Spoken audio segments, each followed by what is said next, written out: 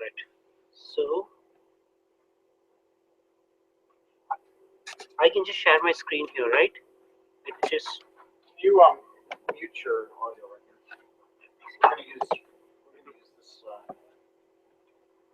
Yeah, that's what you want to do.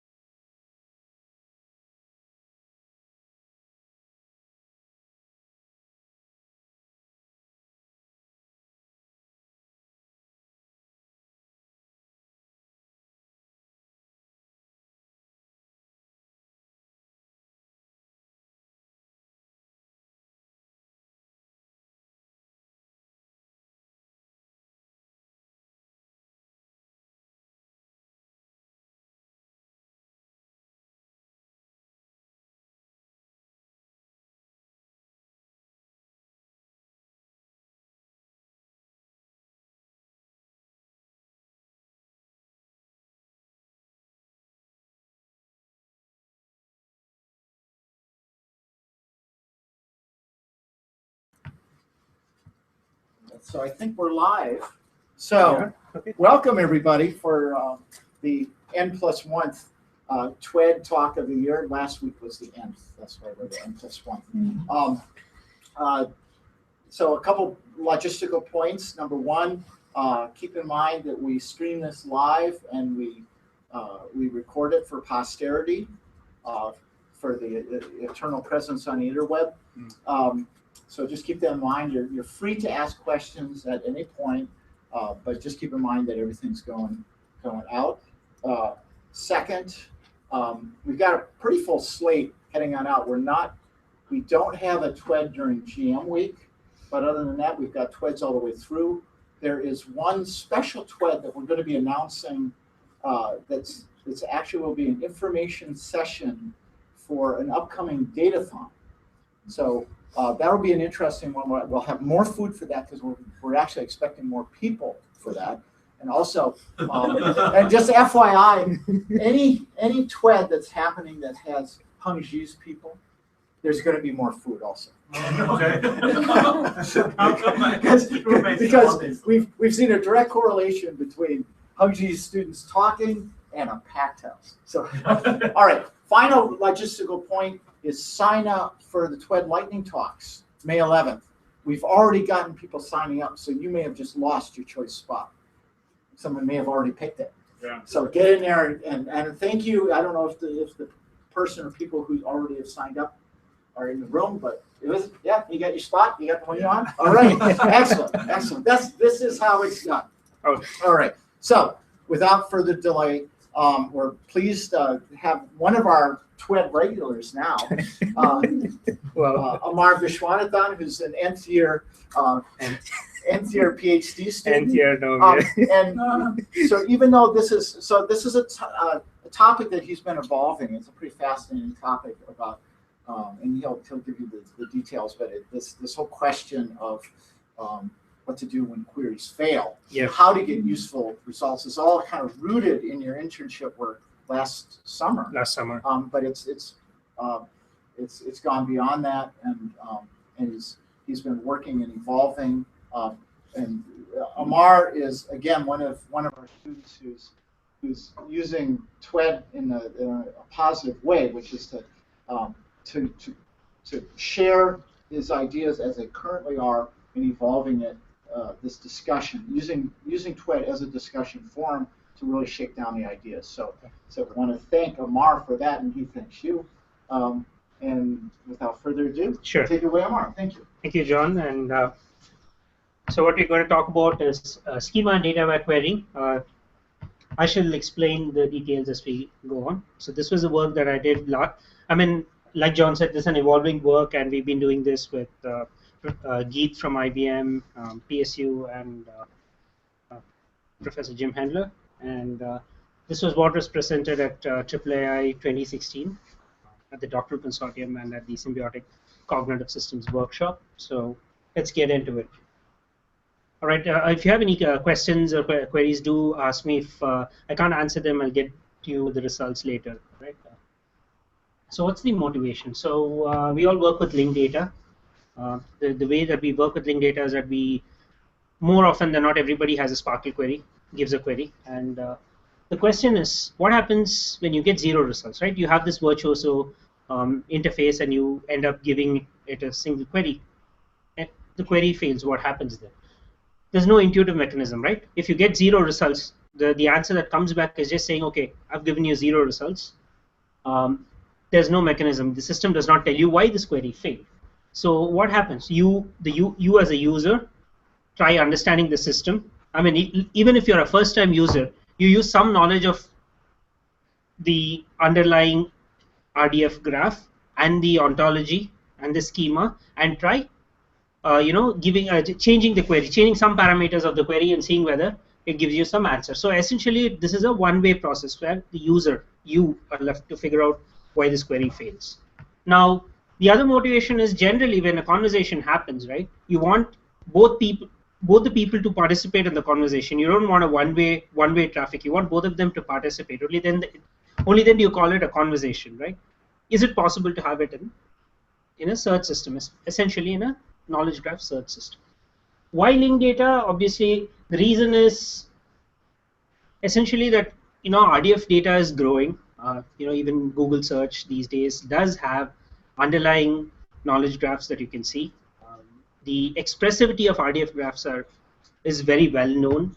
By expressivity, I mean you can represent a lot of concepts very easily in in a very nice schema, and then you can query by relationship instead of just keyword query. And finally, what we are seeing now is that we are able to there's increasingly large number of tools that can extract knowledge and then put them out as these kind of graphs, knowledge graphs, which can be translated to RDF if they're not yet in RDF. So there's quite a lot of work going on there. So that's the reason why we want to address why a query fails, right? So question regarding to motivation bullet points. So by saying query failure, you're referring to those query who cannot be executed? Or? Yes. Okay. By failure, what I mean is that the first thing is if a query gives you 0 results, what you do. And the other is, say sometime you're on a network and a particular system needs a minimum 100 results to come up with a particular kind of answer. Let's say that you're feeding it to a machine learning supervised system and it needs a particular number of results. What happens if you don't get those results? How do you feed it to that system? So that's query failure, essentially. So the system is not providing relevant clues. So does that mean that you don't really see the error message from the query execution as So again, you'll have to be really careful here. So when a query gives you 0 results, it doesn't tell you that there's an error. It tells you this query has given you 0 results. Or if you go to Virtuoso, you'll just see a SPO table which is nothing, which is populated with nothing, right? So it's still a failed query. So what I say is that the system does not tell you why it's giving you 0 results. Well, that probably means there's no graph pattern match in your. Exactly. But I'm sorry. Yeah. so the idea is that what if only one single pattern in that graph doesn't match, and every pattern, all the other patterns matches, which means all the other patterns are giving you results, but that particular pattern is not part of the larger query. When put in part of the larger query, does not give you results. So you want to say, okay, I have composed a really good query, and this is the reason this single pattern. That might be because I don't understand the system, or maybe because I've not I don't know how to query it properly, or maybe the system does not understand what I need. So you want the system to tell you, okay, look, I believe this is the query that you are trying to ask from its point of view, which means it looks at the data and says, okay, this is the query I'm going to give you. From your point of view, you look at that recommendation that comes back and you say, okay, maybe let me try that, and then you start understanding what's going on. So every time when you keep doing it, the hope is that you'll get a right query. So I'll show you how this moves into query intent, like trying to understand both the system trying to understand the user, and hopefully the user also trying to understand the system and what's present. So it's a two-way conversation. That's the reason. Yeah, I think you get into this quite nicely. Yeah. So we'll get into that. So that's what, again, state of RDF search, we've talked about it. User has to pose a question to the system, and basically this also means that he has to understand the schema, which means anybody who's only conversant with RDF can actually access this schema. I mean, access this entire knowledge graph, right, to get useful results. You'd want everybody else to access it, just like how it happens in web-based systems. So if a query does not give any results, user has no answer. Let's say he doesn't understand the schema, he doesn't understand the knowledge graph, he doesn't have any clue as to why this is, not giving you results. Now, this has been talked about in philosophy and logic already, and I'm talking about long ago. H.P. Gricean, a paper, Logic and Conversation, talked about it. He said that when, essentially what this means is that when two people are talking with one another and they have a specific goal, it helps if both of them participate in the conversation, right? If both of them try to understand each other and participate in the conversation, then you achieve your goal much more faster, both of them in this case. So that's the motivation. So let's get into what So what Grice talked about is what is known as a cooperative pragmatic system, which is at the top of the pyramid, in case you're not able to see it. The top of the pyramid is called a cooperative pragmatic system. What it means is that a search system understands the user completely, what the user is, what context he is in, what environment he's in, how he's asking the question, and completely understands it completely and gives him a result. That's a cooperative pragmatic system. Now, obviously, that such a system is not yet possible, right? What does it take to get to that? To get to that, obviously, you need a system which can understand context. By context, now context again is a really umbrella term. So by context, I mean understanding what the intent of the user is, understanding again location parameters, understanding network constraints, understanding user history, and so on. So that is context awareness. To get to context awareness, you'll have to understand that when a query is given to a system, you need to be able to interpret the query in different ways. Like a single query can have different reinterpretations. And for these reinterpretations is what we use something known as data and schema aware reformulations. Essentially, they're reinterpretations of query.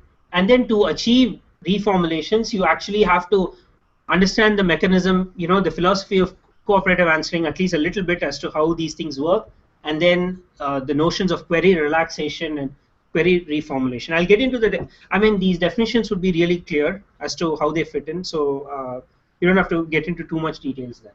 So essentially, the base of my thesis would be the bottom two parts of the pyramid, where we talk about when I get a query, I'm going to give you all the possible interpretations of this query, which we call as reformulations. And how do I generate reformulations? I generate reformulations by understanding the layout of the knowledge graph, that is instance data populated and the schema, because the instances are populated based on a schema. So the reformulation methodology obviously takes into account from the schema side some understanding of certain RDF entailment rules, which we'll talk about again. It understands how the data is present, which we call as instance data distribution.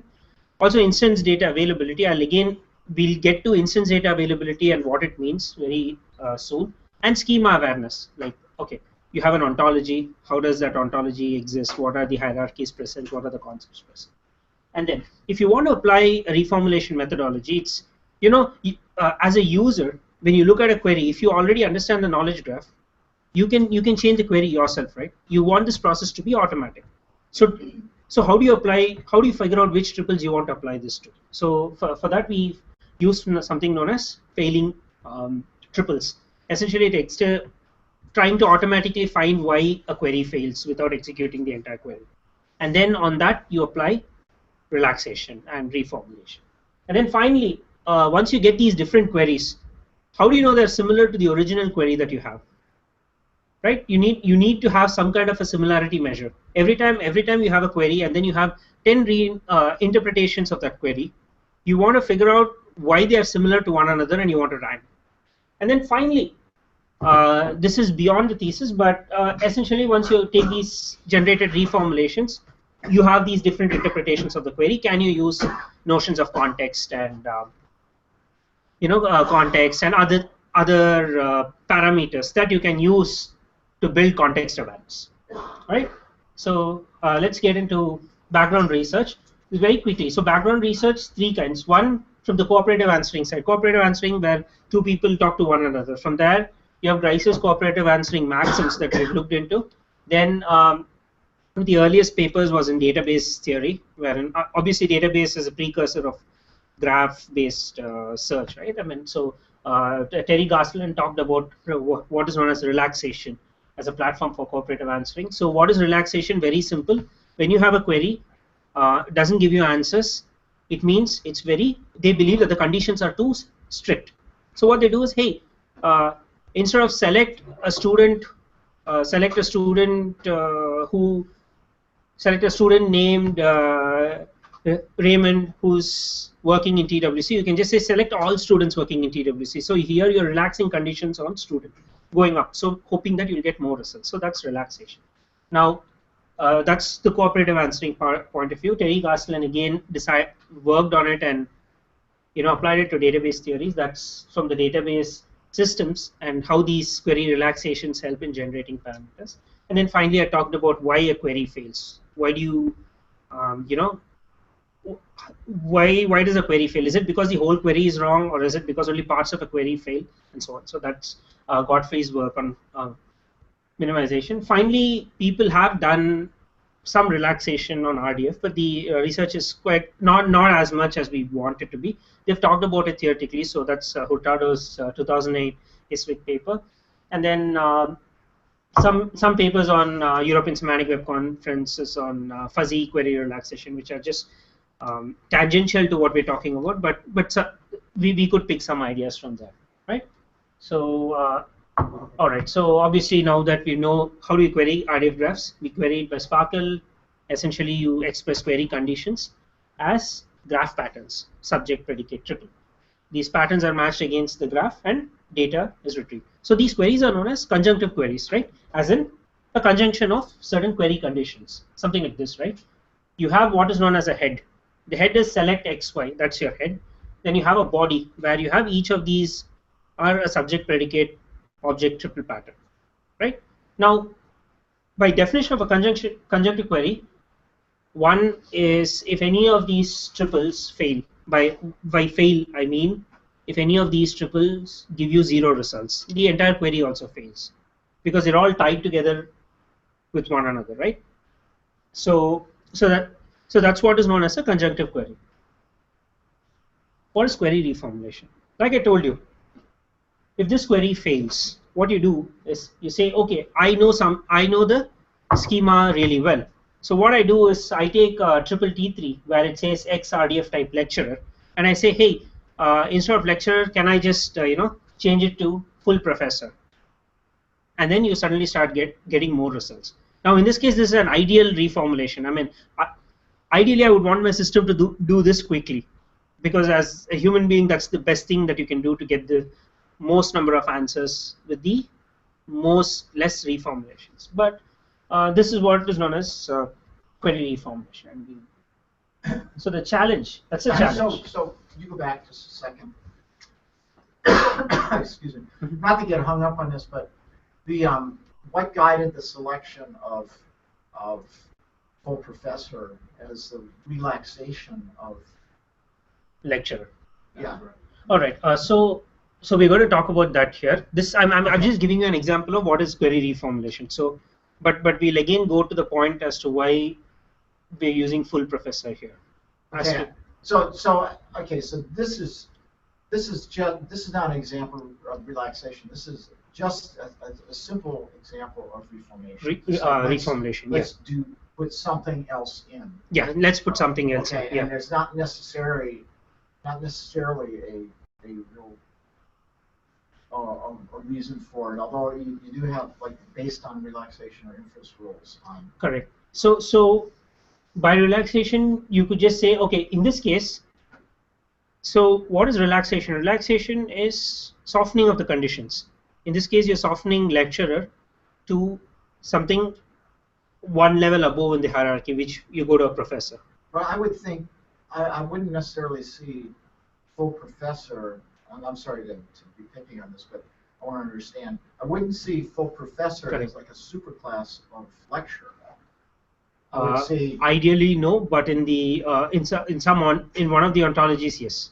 So what I would do is I would recommend for this example to have the make it so it's much more obvious that Correct. Something like lecturer and member of faculty. Or, you know what I'm saying, or lecturer and university employee or something like that. You know what I mean? So it's exactly. So it's obvious that you're reducing and that also anybody who's worked with Sparkle could see that as would understand that. Definitely. No, that's true. All right. So cool.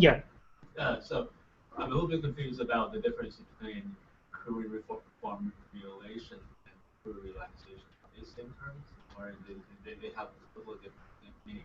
Okay, so reformulation is basically you take in a query and you change some values in the query without worrying about anything.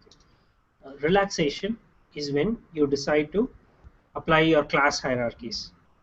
right? So obviously when you move up the class hierarchy, like let's say if you move up from lecturer to thing, which is the topmost concept in the hierarchy, that is relaxation. The idea is that you're softening the conditions. But that's an example. It doesn't have to be exactly like that. That one yeah, example. that's just how one you example. relax is- One example of just moving up. But you don't want to do that, right? You don't want to flood the user with all the results. So you're going to tell us the best way.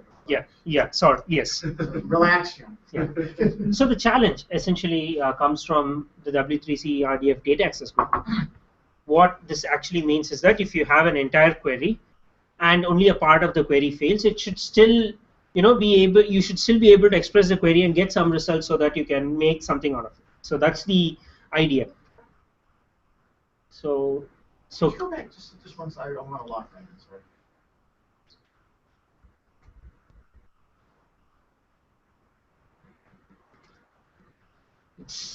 So it could have been said much more.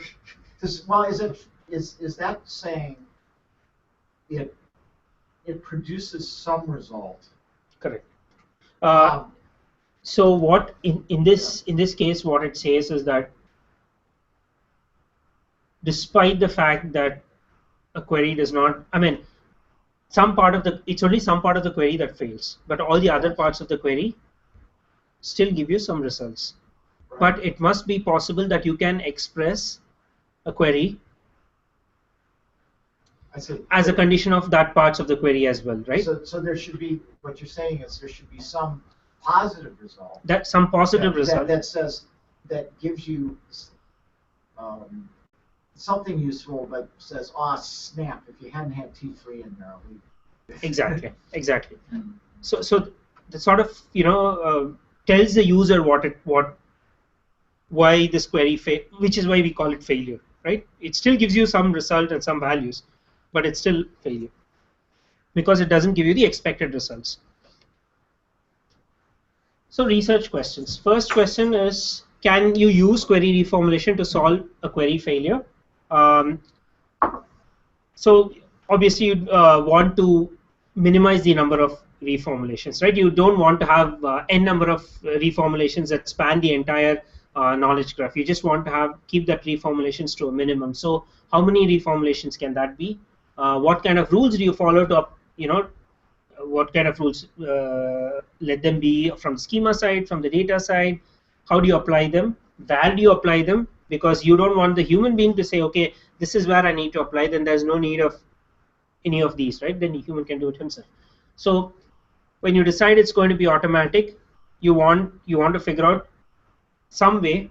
You want to tell the system, okay, these parts of the query are the ones that are failing, and maybe you should apply your method or reformulation process on those first. And then finally, when you have reformulated the query, when you've taken a query, you've reformulated a query, right? You have changed an user input query which fails to a different query.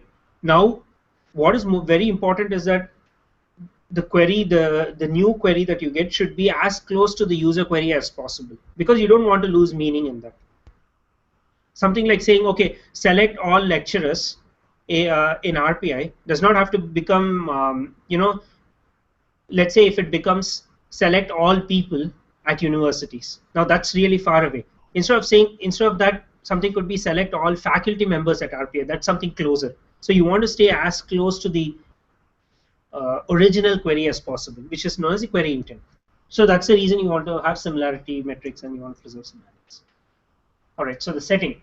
In this case, what we're going to talk about here is a university ontology, which is the Lehigh University benchmark, fairly used by a lot of people. So the reason that we're using this is that, one, it's easily scalable. Two, we can tune the parameters to increase the number of properties, increase the number of concepts, and scale it really well. And this is still a benchmark, so it's been researched well enough, and people understand this really well. So we want to apply our methodologies here. There are a set of failing queries for this particular ontology. We want to apply our techniques onto this and then extend it. We'll talk about extensions later, but this is what we'll first have to see whether it works on a generic, well-known an RDF graph before going further. So and this is the Lehigh University benchmark. So what do we do? So coming back to the same example query that we have, what this query says is that find me all lecturers who are researching a particular research topic, which is research 28, and they are part of a particular university. In this case, it's University 8. All right. So this is the query that we give to the system. Now this query fails. It gives you 0 results. No answers retrieved.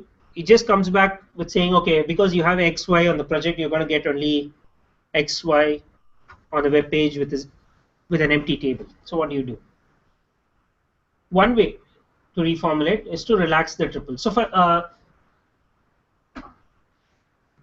just take it at face value. One good way to do it in this case, what my system would love to do would be to relax the triples to RDF type, which is T3 from lecturer, T3 from lecturer to full professor, and then what you could do is you could change research interest to any research interest by a variable. Now that's the best possible reformulation that can happen. Now this would result in around more than 776 results on the RDF graph, which is fine. What we do is we use certain subclass, subproperty hierarchies, and class and variable and instance replacement. You're taking what is an instance, which is research 28, and you're changing it to a variable. Right? That's a replacement. So, okay, so this is one particular reformulation. In this setting, technically, this is the best possible reformulation according to it. But I'll tell you why I would like my system to come to this. Right? Why it is best? Yeah, I was going to. Why it is that best query that you think? Yeah, exactly. Right. You need to figure out why. So we'll come to that. The question is. Believe me, it's going to be awesome. It's going to be huge. So let's say the problem is, in this case, what I did was I said, okay, I know this graph really, really well. I know the hierarchy really well. I know what concepts are present. I know which ones to relax, and then they would give me the best possible reformulation. In this case, I know everything about the system. So the moment I look at a query, I say, okay, this is the reason a query fails. Here is your answer. So this is the best possible reformulation. But let's say you gave it to a system and said, hey, here you go, system. You can do, you can use all the classes. You can use all the properties. You can use all the relationships that you would want, and try reformulating. When you do that, even for a small graph like this, a small schema like this, it can result in 59,168 reformulations. That is just for 4 triples. And a really, really small graph, small schema per se. Now, what this means is that once you go to more complex schemas, let's say, for example, if you decided to use DBpedia or something else, the number of reformulations are going to be huge. They're going to be exponential rather. So, can you just go back just for a second? So, what are your assumptions in terms of what you allow to change when you reformulate? Because I think that's the thing is what are you saying? A qualified an eligible reformulation can change the following and can't touch the following. Okay, so in theory, or even in practice, let's say you just had to do a simple reformulation. You are allowed to reformulate all the classes, all the properties, and even you can even use all the instances as well. I mean, a lot of people actually use instance data to reformulate as well. You know, they would just say, hey, instead of University 8, let me change University 9. What that means is that they actually go look into the entire graph. If your graph had 1 million nodes and 10,000 universities, you could actually keep changing each and every university till and each of them is an allowed reformulation. But what's the range? Are you restricting yourself to only reformulations where the properties come from that ontology? Yeah, that's something that you want. Yeah, the properties and your properties, your classes come from that ontology. That's given. But the problem is if you don't specify any conditions, your system can use all of them. I mean, what stops your system from changing triple T1 wise suborganization of to let's say YUB university benchmark So, something else, some okay, other property, lecturer of, so I for get example. this now. What this slide really says Mhm. is it's not one way to reformulate. I mean, this is one way. You serve it's the best way because you've got godlike knowledge. But Yeah. what you're really saying is, if we assume certain things can change, Correct. certain things can't change. Like you're assuming you keep the 4 triples. Correct. Okay. Assume that, then and assume that any changes have to come from changes in class or changes in property have to come from that ontology, then there's a whole range of these reformulations, and the one that yields the most result turns out to be this. Turns out to be this one, but You said this is the best.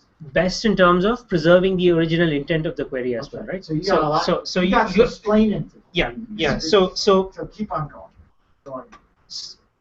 So you can, I mean, a query fails, you can use all the classes possible. You could just change all the 4 triples here to say subject, predicate, object, and you'll get some values. But you don't want to do that. You want to stay as much as possible close to the query and then get the maximum number of results. So that's the idea. Minimal number of reformulations, closer to user query, meaning maximum number of results. That's your goal, essentially.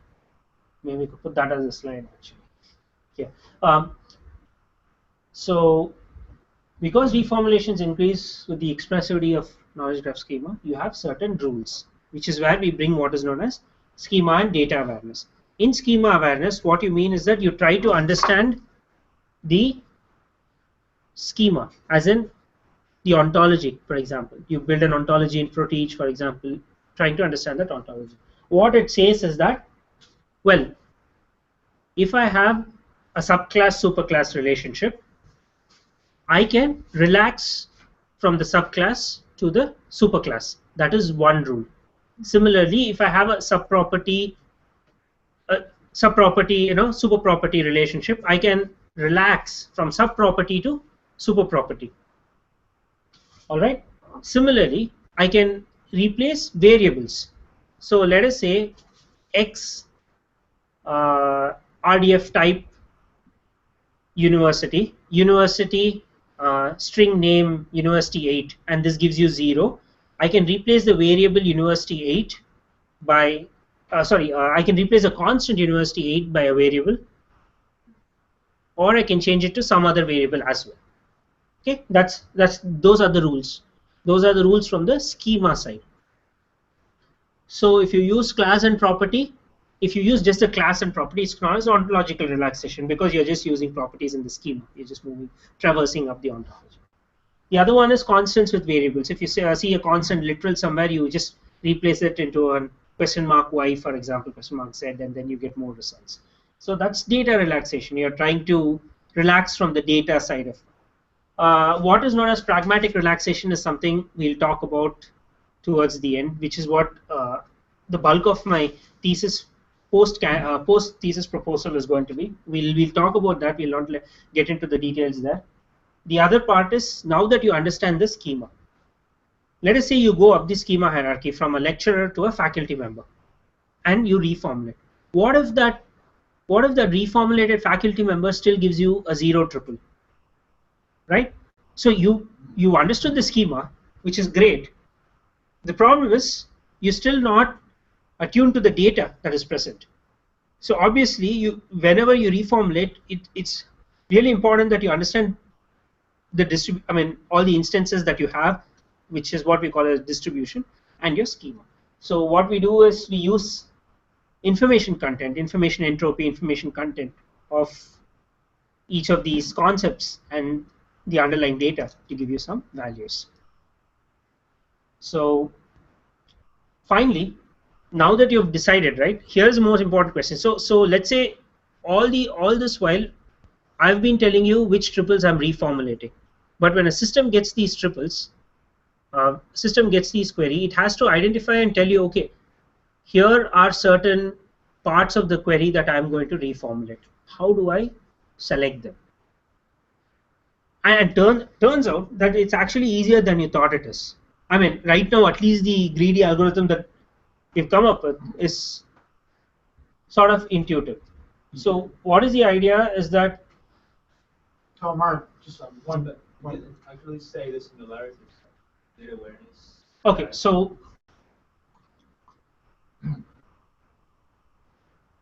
IC is information content, right? How much information a particular class contributes to. Similarity between two is calculated by, so this is basically based on a formula that that sort of mimics Resnick's information hierarchical similarity measure. So you want to say that, okay, here is a triple, and then I'm relaxing it to a particular triple T2, triple T1, I'm relaxing it to a particular triple T2, or reformulating it to a particular triple T2. I want to be sure that from the data side, from the properties that it expresses, from the concepts that it expresses, I want to be sure that it is as close as possible to the original query, that is original triple that is already present. So that's why you're trying to use this. So this comes from Resnick and Lin's similarity measures. So you might want to check them. I mean, we can talk about them, and I'll show you how the results work out later as well. So if so, an example might be if in your query you specified a certain literal. Yeah. And that literal, well, one example might be that literal used some international characters. Correct. Like umlaut in a name or something like that. You could have a substitute. A relaxed concept might be an alternate international, an alternate expressed form of that. Maybe Correct. without the umlaut or something like that, or some combination of that. The calculated similarity might be extremely high, and so that would be a valid. Yes. We all know that that on the surface, Sparkle will fail. Exactly. It won't find the unumlauted thing. Exactly. Unless we do special constructions in our query that do that. Okay. Yeah. So right now we're just using a very simple similarity measure.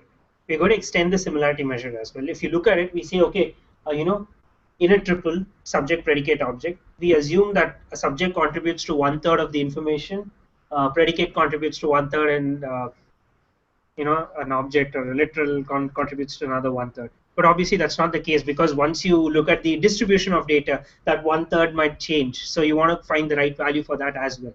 So that's the extension that will go on. We needed a similarity measure to make sure that the intentions are right. Now that we're getting some values, you want to make sure that your similarity measure can also, you can push your similarity measure to as much as a much better measure that can align itself to the layout and the distribution of your concepts that is present. Yeah. So if my object is the URI, yeah, I don't know what the hell a similar URI is.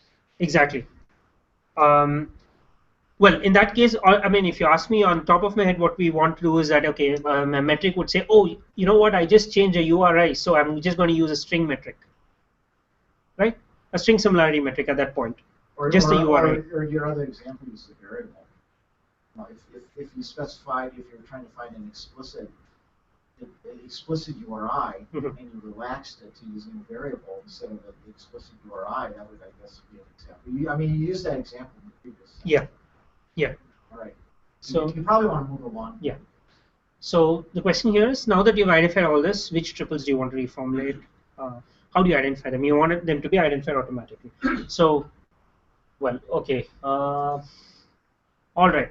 So I'll try to say this properly. I thought I had this example here, but the basic idea is very simple. A, a query is a conjunction of triples, right? Um, a query is a conjunction of triples, T1, T2, T3, T4. So what you do is you take this query, you say, okay, let me split this query to all the 4 triple patterns that I have, and then execute them only one by one. Like say, okay, let me execute T1, let me execute T2, let me execute T3, let me execute T4. If one of them gives you 0, then you know that that's the triple that has to be first reformulated. And if you just reformulate that triple and get some values, you're done. Your reformulation is done. Now, if that doesn't happen, what you do is you say, okay, let me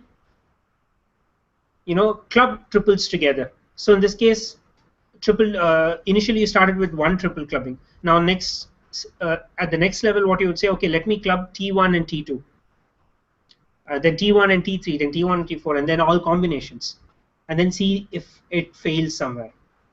And if it fails, relax that, reformulate those parts alone, and you would get, if you get your values, you're done. The worst case in this, the worst case is what happens is when you have results for all the triples, you might have results for university. I mean, there might be enough sub-organizations of university 8 in this case. There might be enough people who have a research interest in that triple T2, which is research 28. You might have enough number of lecturers at T3. You might have enough number of lecturers who work for a particular university, in this case university 8 at T4. Everything would still be present, but all of them put together might not give you a value. That's the worst case. So it's essentially a greedy algorithm. I mean, you don't want your execution to go to that point. I mean, the idea of doing a reformulation is not just you giving good results. You also want to make sure that you don't want to run the entire query. You want to reformulate without running this entire query. You want to be smart about it. Don't want to utilize all the resources, because what happens if you're in constrained networks? I mean, that's one of the goals of the project that we have. The network is constrained, so you don't want to execute everything. You just want to do it as quickly as possible with minimal amount of resources. So yes, failing triples is really useful for the specific reason that in this case it quickly tells us that at round 2 it quickly tells us that the conjunction T2 and T3, what it means is that there is no lecturer who's working on this research topic, research 28, in that university, which is university. It quickly tells us that, which means obviously, oh, there is no lecturer, maybe I can relax lecturer to, like what John said, faculty. So how do I do that? You just go back and see, okay, what's the hierarchy in the lecturer? Let me reformulate that. And then if possible, I can change it to, let's say, if a lecturer is not doing research 28, maybe the user might say, hey, okay, how about research 29 then? Is the same lecturer doing research 29? Maybe you could change that. So, well, I guess that's kind of the question that comes to mind here. I mean, what you've got here, sort of, there's a certain intuition here which says, if the original query is looking for lecturer to research 28, correct. Okay, and that is too tightly constrained, then a certain logic. So there's a couple paths one can follow. Correct. One Yes. is like, okay, what research do lecturers do? So you just make the first change. You use the variable for research interest. Correct. But keep lecturer. But maybe maybe no lecturers do research, or maybe there's way too many. Maybe that actually is going in the wrong direction, so it becomes unconstrained. Correct. The other primary option is you can do what full professors are doing research 28. So it's sort of like, let's move up that. Presumably, full professor is somehow similar to lecturer. So exactly. So somehow we know that that's similar. That's similar. So and maybe there's nothing there, so you're kind of moving in somehow you reach the decision, well, we'll move in both directions. Well, we'll go in this most similar type Yes. and open it up. Yeah. And see what, and get 50 results, I guess. No, one of the other reasons why we went to doing lectures, how you talk and how you ask querying in natural language, right? Let's say, find me, oh, I saw a red car today passing through tetherless world. So show me all the red cars that passed to tetherless world. In this case, red, you actually are able to identify the, I mean, when you wanted to relax, right, you would only relax on car to vehicle first, right? Because you're completely, the user is completely sure that he saw a red car. So in this case, you're saying, find me all lecturers who are working on research 28. So you want to, so the user, by some means, is sure that research 28 is something that he wants to focus himself on. And that's his focus first. So we say, okay, fine, let me give you all lecturers first. Let me exhaust that space first. And then if nothing works there, let me come back to this and say, oh, maybe that's not what you meant. Maybe research 28 is not what you meant. Maybe there's some other research 29, 30, or some other subject that you mentioned. So does a reformulation mean the same thing? Obviously, exactly. So once you have these reformulations, you want to rank them in terms of some similarity. We use a hierarchical similarity measure by Resnick. In case some of you want to see how it works, you're welcome, and I'll show you outputs. But for now, here's a the simple table that you can see there.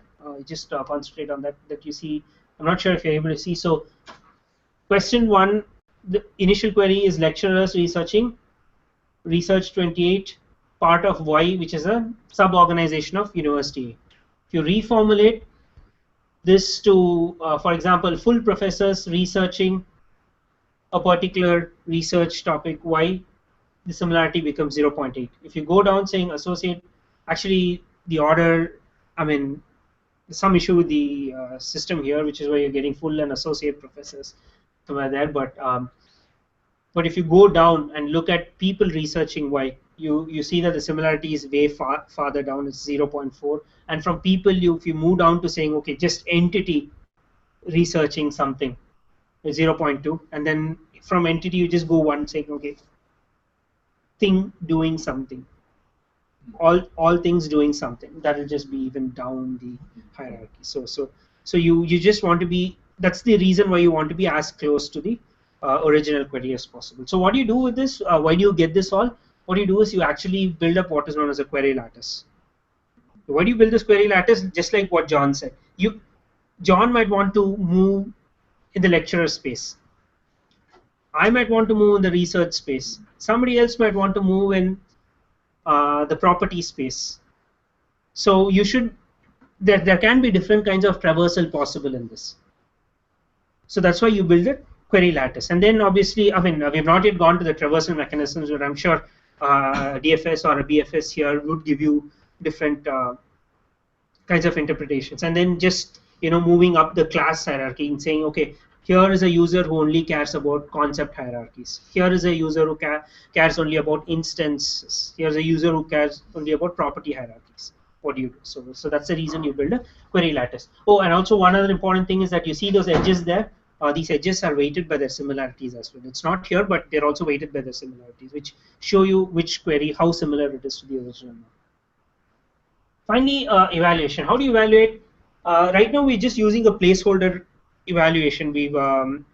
What we try to do is say, okay, because other papers on relaxation, we want to actually talk about this in respect to why it's better than a baseline method, right? So generally, baseline methods, what they talk about is, okay, if I get 0 results, what is the minimum number of reformulations that would get me k is equal to 100? What is the minimum number of reformulations that would get me k is equal to 200? What is the minimum number of reformulations that would get me k equal to 300, and so on? So that's how then I say, okay, my system today can handle 100 results. So if my query fails, I would reformulate my 2 queries in such a way that they give me something closer to 100 results, right? So what is the minimum number of reformulations possible that would give me these results. And I mean, it's generally expected that our queries would perform well. So one is that which just if it just uses hierarchical similarity alone, it performs well enough. By hierarchical similarity, I mean if it just assumes schema-based similarity metrics alone, it performs well enough. But if you start using understanding of the data as well, your reformulations are way more smarter. I mean, you get way less reformulations than required on the benchmark queries. Now, again, I'm going to put up a page on the benchmark queries as well, so you guys can look it up, and we're just putting it up online, so I think all of you should be able to access it. Quick note on the queries. We never touched upon this, right?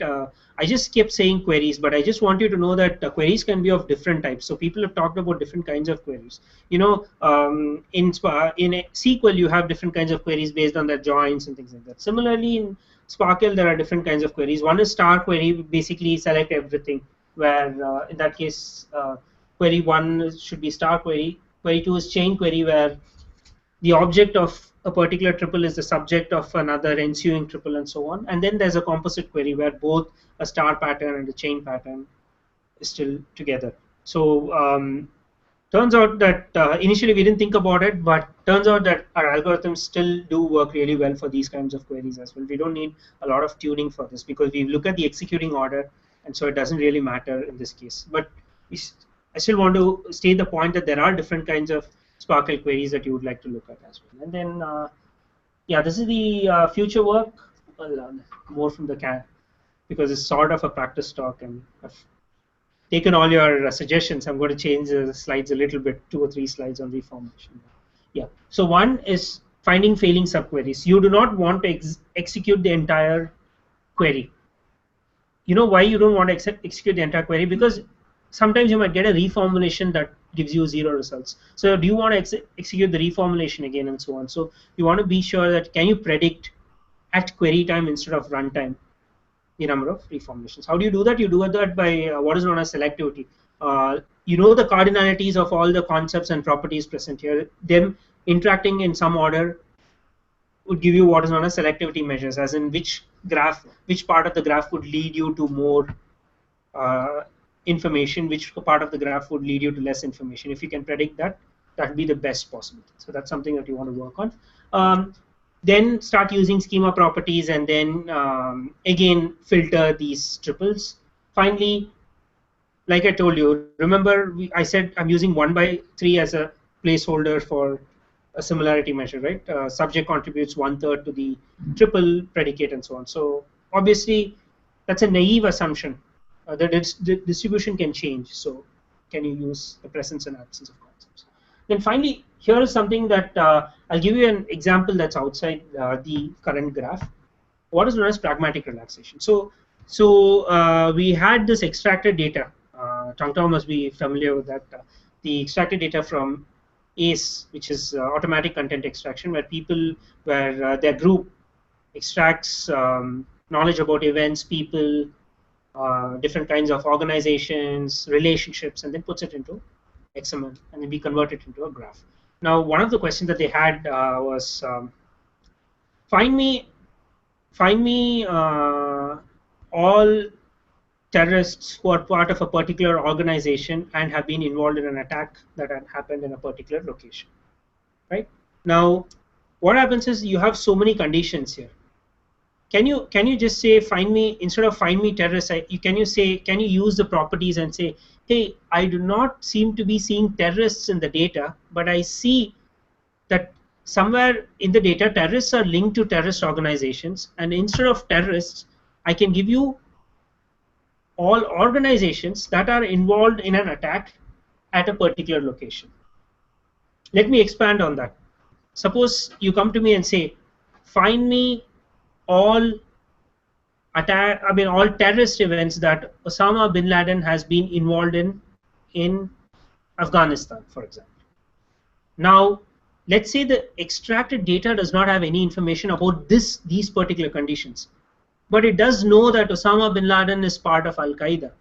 So can you say, hey, I know from the data that the Osama bin Laden that you're asking is related to Al Qaeda. So instead of showing you Osama bin Laden, I can give you Al Qaeda, and they are involved in the same attack events at this particular location, right? Now that's something what somebody who knows some, I mean, in the field, an agent, or let's say you go to your advisor and you tell them something, they understand what you know, and then say, okay, no, maybe this is what you meant.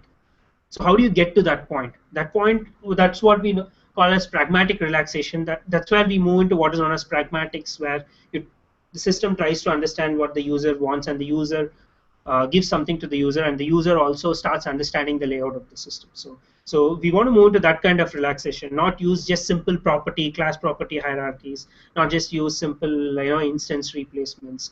You want to move away from that and utilize the graph that you have, utilize the paths in the graph, utilize the cardinalities of these concepts, and then once you start discovering knowledge, how do you move this? So finally, well, creating an API, I mean, that's just one of the part of this. It is extensible. You can add any other RDF graph as well to it because of the way it's written. It should still work. Finally, the other thing that we want to do later is, now that you have it, what you really don't want to sit and type a Sparkle query, right? You just want to ask a question on, what if it was just a faceted interface, like the S2S interface that you have right now. When a query comes in, quickly a facet generates, and even you don't have to move up the hierarchy. You just have something populated, something saying, okay, this is up hierarchy, this is down the hierarchy, here are the numbers, everything done for you. So all you have to do is just change the conditions, and then every time you do that, what happens is that interaction can be captured. Why do you want to capture that? Because the system does not know what you're trying to find, but you want to have an idea of what the user wants. So that's user intent. So you're utilizing the interface, capturing user interactions to sort of nail down user intent. Essentially moving towards adaptive querying, sort of interaction aided adaptive querying rather. So this is a really good example. I mean, that what you just said, using the S2S or faceted search model is probably the best example of all, because what something like S2S, true faceted faceted browsing, it's giving you, well, it has the potential to be showing you other options. So what you selected is what you're explicitly asking for, but a really flexible interface is also showing you suggesting what else is possible. What else is possible, yeah. So to apply it to, you might want to think about this in terms of examples. You think about your university example, and you think if you had been doing that through a really flexible faceted search, correct, say one that is listing other classes. So oftentimes these faceted browsing interfaces, they're based on only the instance data that actually exists. correct.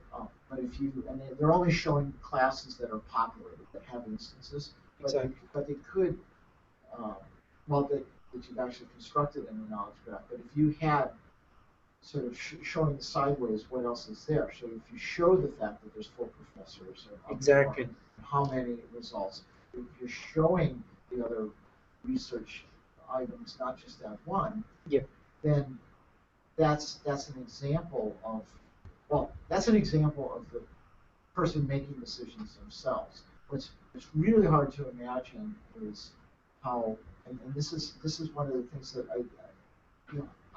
I want you to talk about now, but I'd like to see more of, is how, if in fact I was sitting at a Sparkle interface and I was doing this, what would I see? Okay, what would I actually see as feedback coming back to me? Would I see would I see it failed, but try this? Would I see exactly? I thought about this for you. This is what you really want. So here's a real. But But if I'm doing that through an API, what am I getting? So because if I'm building some interface for an app, Correct. I need to put in I need to construct a query. So Correct. So most users are not building their own Spark queries. Yeah, most they're users, not. They are doing their Spark query by help of a tool like a fast browsing. Correct. And you've got so what you might want to do is pin down sort of what the primary assumed how this is really going to be used. Like the place for this is correct. As the back end to some kind of wicked smart thing. Like this is what I'm assuming. Okay, I'm not assuming that you're sitting there whacking away at Spark Query, which until you mentioned S2S on the last slide, we weren't thinking that way. Yeah. We weren't thinking that way. So I think you need to do that. So think about how you can really tune to that. The other thing is you really need to, from the beginning, really get it in the people's mind what they're what you're talking about. Yeah, exactly. Yeah, that's still So you got a heck of a lot more examples in this version of this talk than you did previously. But it still needs some more, especially reformulation.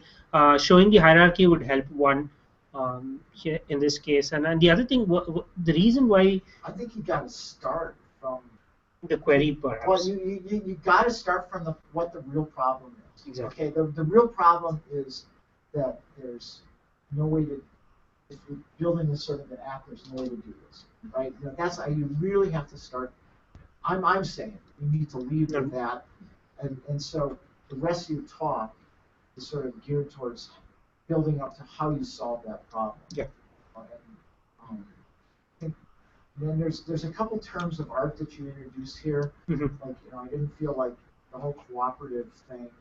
The cooperative. So the cooperative actually, I mean, the reason we say cooperative answering is coming to this point when you start using the workflow, because the system starts adapting to yours.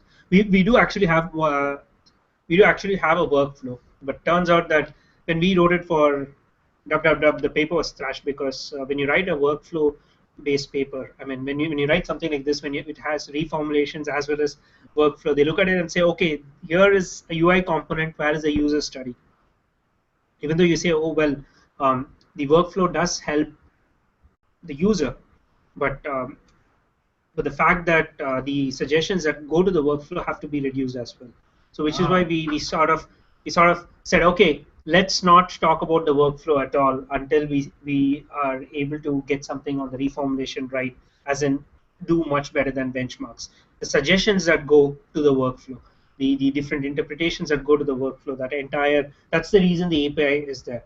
So this also goes to what is known as quality of information. So people can use this reformulation lattice, which is what Penn State is going to do. Instead of, in this case, you're saying K. I'm using a cutoff K as the number of results.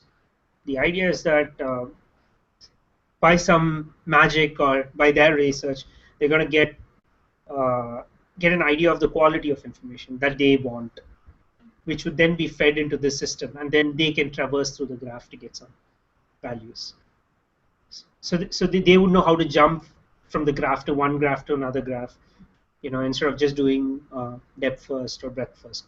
We're just talking about depth first and breadth first. They have some other kinds of traversals on it. So kind of down that end, you're imagining that so one way that might manifest itself is that you would submit a query. Mm-hmm. You've got some query queue that you're submitting to the API. Correct. But you've also got some quality of service or whatever quality exactly that you're associated parameterizing it. Exactly. And the expectation is that it's going to do its best job to bring in a result which satisfies at least that quality. Exactly. That's what you're saying. Yeah. So this is you asked me this, and this is the best thing, and oh, by the way, maybe here's the figure of merit for it. Yeah. Exactly. You better make that clear. Mm-hmm. Yeah, I think really stating what that scenario. I understand the whole UI thing, that and the issues with that you're trying to focus on because of the feedback from you're trying to focus on the theoretical aspect. Yeah, I get that. But I think you still have got to really make it clear to that problem scenario, like exactly what you're trying to solve and how it's going to manifest. Yes. So, any other questions? Okay. Yeah. So, how do you deal with the queries like federated query or subqueries?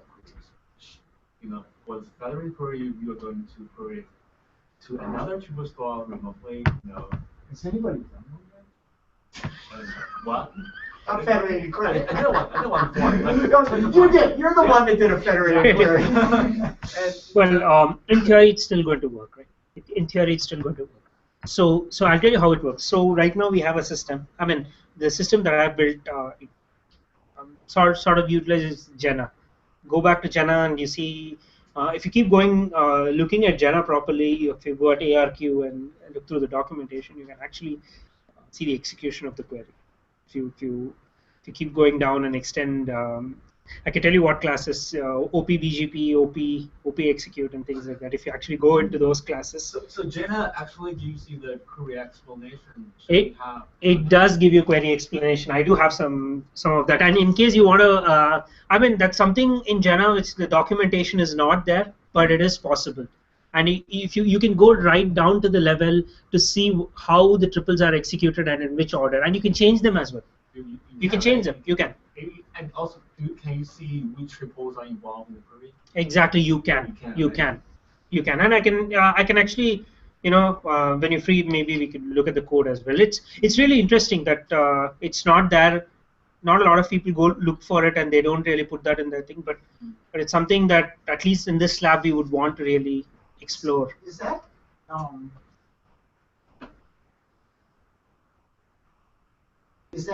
is there any sort of option that you can, like a debug option that you can have it throw back as a result?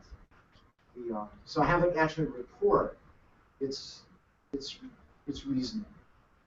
Yeah. So one way to do that is if you just want to see how the triples look like that goes to Jena, what you could do is you could use this class known as OP. It's an interface actually. OP, I think it means operator and operator execution. So just look at that interface. In that, it has something known as a compile. So the compile, what it does is it takes your query and converts it into a query algebra.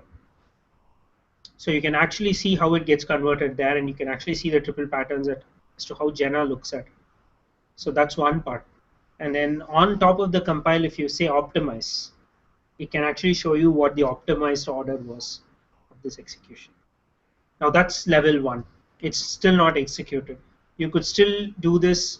Remember, you use execute query on Jena, right? You use execute query. You can actually bypass that. You can actually create your own execute order. So execute works underneath with a certain parameter, right? So you can actually extend that. And so what I did initially was to extend that and say, okay, let me see the execution that happens for each of these triples. And let me see the order in which these are executed. And if the order doesn't suit the way I want it, maybe, I mean, initially, obviously, first you want to just see if you can replace the triples and so on. But yes, you can do that. You can actually go through it one by one.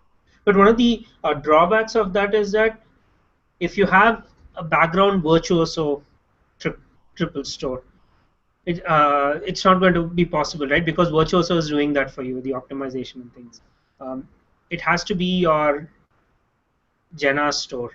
TDB or STB. I mean, I'm using the Jena store, but TDB can also work actually, optimization and that. And yeah, I've been looking at how this works with Virtuoso. I think Virtuoso also has a Java interface for it. Will provide you some API that you use. You don't provide API. So disappointing order. I'm gonna stop. Oh yeah. Let's officially thank you. Yes. And then thank you.